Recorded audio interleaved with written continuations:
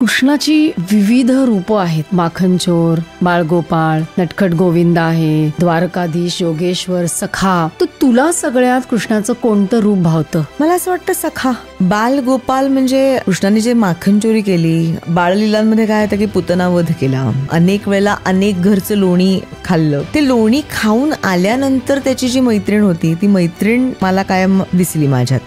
लहानपणचा कृष्ण जो गोकुळातला कृष्ण आहे, यशोदेकडे ज्या तक्रारी घेऊन येतात बायका गोकुळातल्या, की आज माझ्या घरी आला, आज मी इकडचं नाही, मी इथे वर ठेवलं तर तरी ह्याला दिसलं, बरं हा एकटा येत नाही, हा एवढ्या सगळ्या मुलांना घेऊन येतो, म्हणजे सगळं आमचं लोणी. तर ती जी तक्रार करणारी बाई आहे ती मला जास्त इंटरेस्टिंग वाटते, कारण की यशोदा ही एक आई आहे आणि ती म्हणते की नाही, आणि ती दांडकन दरवाजा आपटते त्या सखी समोर, आणि त्या सखीला आश्चर्य वाटतं की ह्या आईला काय कॉन्फिडन्स आहे, म्हणजे रोज आमच्या घरातलं लोणी खातो, रोज वेगळ्या घरातली जी स्त्री येते आणि ती तक्रार तर करते पण तरीही ती शेवटी त्याच्या प्रेमात पडते.